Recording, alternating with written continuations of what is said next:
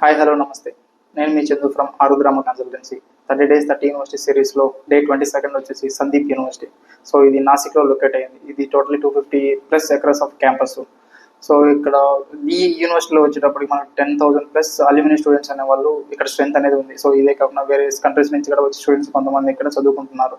So ఇక్కడ వాళ్ళు వచ్చే ఫ్యాకల్టీస్ వచ్చేటప్పటికి వాళ్ళు ఐఐటి, ఎన్ఐటి ఇట్లా చదివిన ఈ క్యాంపస్లో చదివిన ఫ్యాకల్టీస్ మాత్రమే ఇక్కడ టీచింగ్ చేయడం జరుగుతుంది. సో ఇంకా ఈ university approved by UGC. So దీనికి NAAC A+ గ్రేడ్ ఉంది. సో ఇంకా ఈ యూనివర్సిటీలో వచ్చేసి సో యాజ్ యూజువల్ మన మానవుడికి ఏ విధంగా చెప్పుకున్నామో అదే విధంగానే ఈ యూనివర్సిటీలో కూడా కొద్దిగా డిఫరెంట్ కైండ్ ఆఫ్ నాలెడ్జ్ అనేది స్టూడెంట్స్ ప్రొవైడ్ చేయాలని చెప్పేసి వీళ్ళు కరికులం కూడా కొద్దిగా డిఫరెంట్ గానే ప్రొవైడ్ చేస్తున్నారు.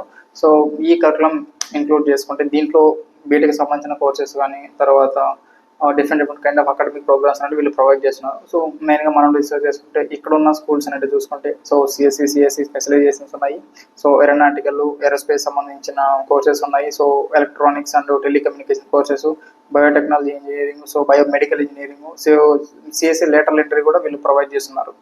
సో ఈ సిఎస్సి స్పెషలైజేషన్స్ అంటే మనకు తెలిసింది యాజ్ యూజువల్ అన్ని కాలేజ్ లాగానే AML, cyber security, AIDS. So ఈ విధంగా స్పెషలైజేషన్స్ అనేది వీళ్ళు ప్రొవైడ్ చేస్తున్నారు. ఇవి కాకుండా ఇంకా చాలా అకాడమిక్ ప్రోగ్రామ్స్ అనేవి వీళ్ళు ప్రొవైడ్ చేస్తున్నారు.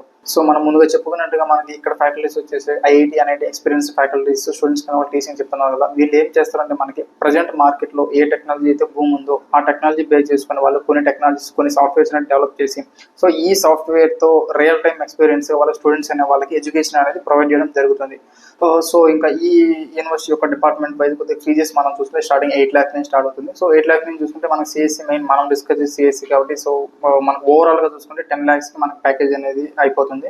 సో ఇవి కాకుండా వాళ్ళు ఎక్స్ట్రాగా కొన్ని ఫీజెస్ ఏంటంటే వాళ్ళు ఎక్స్ట్రా కిట్ ఫీ అనేది ఒక 6,000 తీసుకుంటారు. సో కాజన్ డిపాజిట్ కింద ఒక 5,000 తీసుకుంటారు. సో ఇది కాకుండా సో అది కాకుండా ఇంకొక 2,000 ఎక్స్ట్రాగా వీళ్ళు సెమిస్టర్ వైజ్ కొద్దిగా ఫీ పే చేయాలి కదా, ఎగ్జామ్ ఫీ పే చేయాలి కదా. సో దానికి ఒక 2,000 వరకు వీళ్ళు ఛార్జ్ చేస్తారు.